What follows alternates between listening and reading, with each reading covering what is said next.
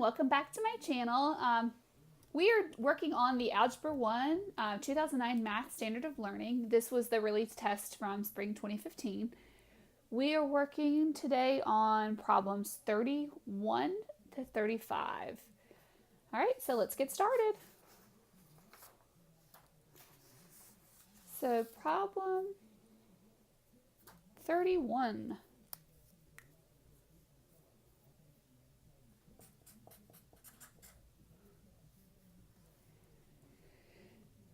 Miss Scott will pay $2,000 to have her house painted. The amount each painter earns, A, varies inversely for the number of painters, N, that will paint the house. Which equation best represents this situation? Do you guys remember that? Varies inversely. Okay, we already talked about in a previous problem about what it means to vary directly. This is going to be the opposite one. Varies inversely. It's going to be k over x, like this. All right, so let's think about what this means. So we have to, so they didn't make it easy for us to just kind of see a problem that looked like this and we can check it. So what we're going to have to do is rearrange some things. The amount each painter earns is A, varies inversely with the number of painters. So there it is. Now let's see how they've done things. Okay.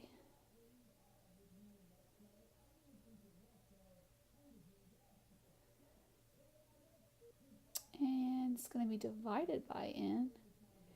And so here, k is going to be $2,000. So let's do that. A is equal to 2,000 over n, right? Now, let's see which one makes sense. Now this one, neither of these will make any sense with what we have. So our options are either going to be A or C or D, right?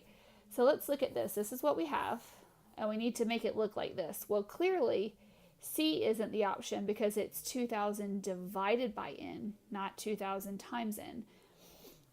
So what they've done is they've put 2,000. So here, just to get this answer, we're going to get 2,000 by itself. So we multiply this side times n and this side times n. That gives you an is equal to 2,000, which is the answer choice here. And that is 31. Oh, so number 32. Which of the following best describes the range of this relation? So remember,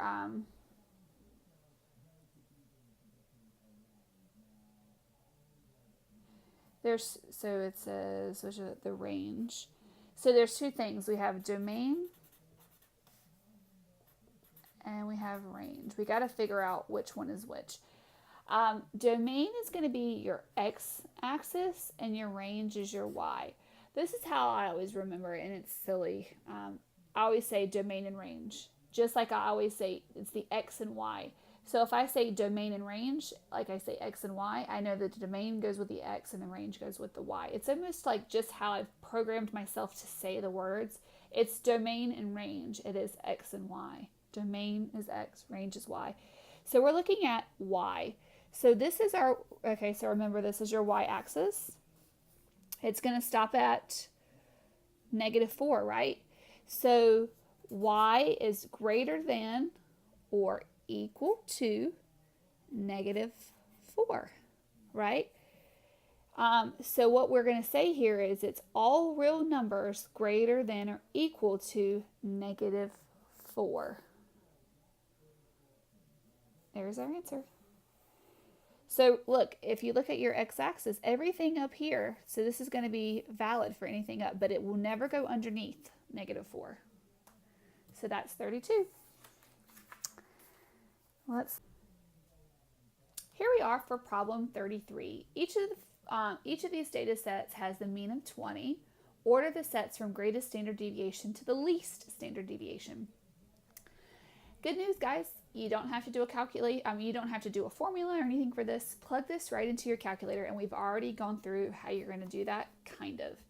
So remember that stat button that we used earlier? Stat, edit. You're going to clear the 2, and we're just going to be using L1 here. Let's put that first set of information in. 18. Oh, I did something. Let's clear it. I didn't clear it. 18, 19, 20, 21, 22. Okay. Now, here's what we do next. Stat, calc, one variable statistic, calculate. And there we have it. All right, so you get this. What does this mean? All right, for one, the x with the line above it, that's your average, and it did tell us that the mean of this is 20. We're going to look at the one that says SX. That's going to be 1.58. So we know this one is 1.58. That's our standard deviation, 1.58. Now let's go to the next one. Stat, edit. Let's go ahead and clear this, and let's do the next one. Oh, this should be this should have a standard deviation of 0, right? Because there's no variance. But let's 1, 2, 3, 4, 5, 4, 5, just so we'll kind of take a look. And again, standard deviation, like I said, would be 0. The reason your standard deviation is 0 is because everything is the same in this particular one. There is no deviation. And the last one, 16, 18, 20, 21, and 25. All right, stat, calc 1, calculate, and that one is 3.39. All right, so greatest, order from the greatest standard deviation to the least greatest. So your set 3 should go here, set 1, and then set 2. Now, hypothetically, well, not hypothetically, depending on your logic skills or your ability to live on the wild side, I would never do this on a test because that's just not my personality. I have to know the right answer. You could really look at the difference in the numbers. Here, 18 to 22, these numbers are not that far apart. So you're looking at a difference of about 4, right? However, 16 to 25, this has a massive difference. So you're looking at 9 as your difference.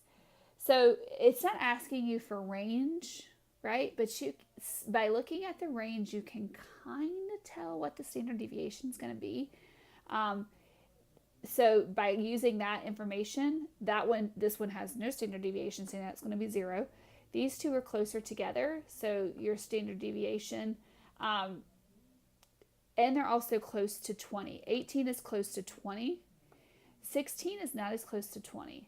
So if you kind of look at this number here, how far away from it is the 20? How far is it from, the two extremes? So these are things you can consider when you're looking at standard deviation.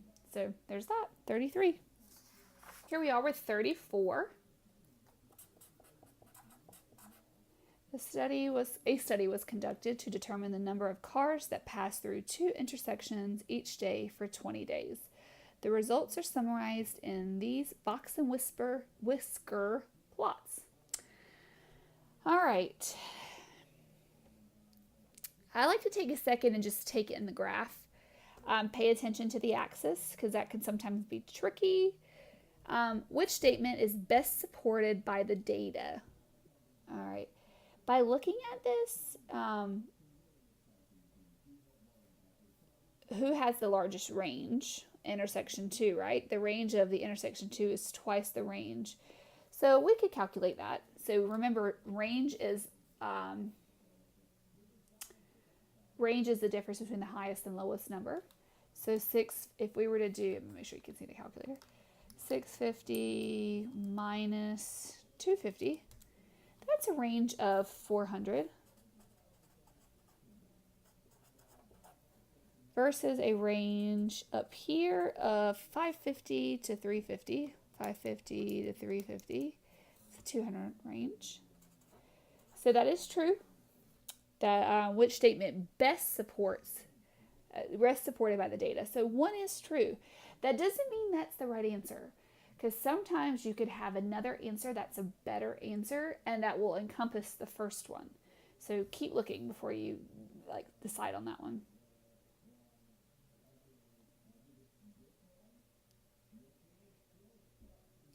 The lower quartile for intersection 1 is greater than the lower quartile. Yes, that is true. So here. All right, let's talk box and whisker vocabulary. So quartiles. What this is, these are sections on the graph. This is your lower quartile right here, because it's towards the lower end of your axis. Pay attention to the axis, okay? The lower end, lower quartile. The upper axis is upper quartile.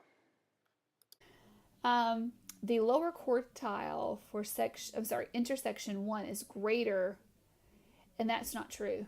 That's not true at all. Here's the reason why. Because that for this one, the lower quartile is what, maybe 375. We can say 375. And the lower one for this one is 400. So that's not true. The interquartile. All right, for part C here, the interquartile range, which is IQR, maybe you've heard it as IQR, that's this box here. That's your box area, right? So the interquartile range for intersection 1 is the same as intersection 2. Is it? So let's take a look. I'm going to write it down here.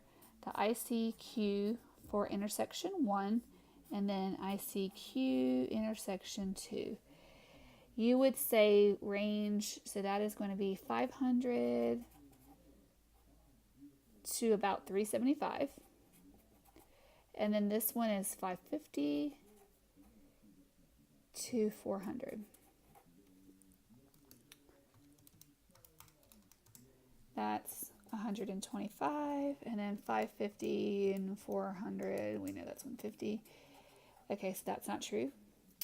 The total number of vehicles that pass through intersection 2 is greater than the total number of vehicles that pass through intersection 1.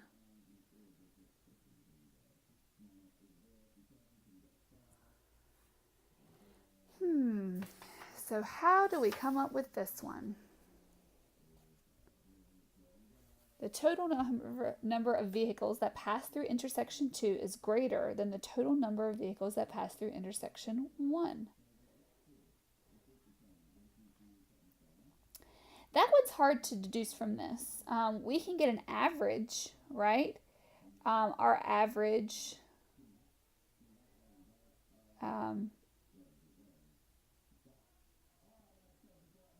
the average number of cars from intersection 2 is 425. The average here is intersection 1 is 450.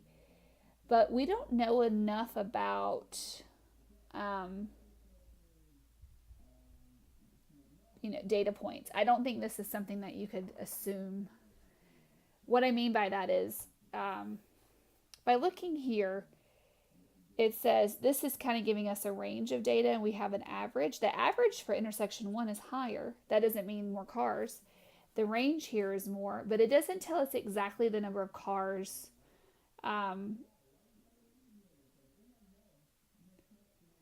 again per day. So it's giving us an average.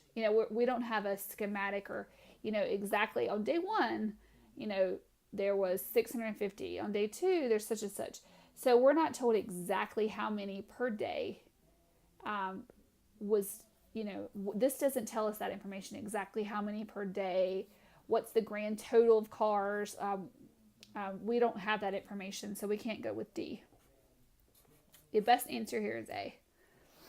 If this video was helpful, give it a thumbs up and don't forget to subscribe. Thanks for watching.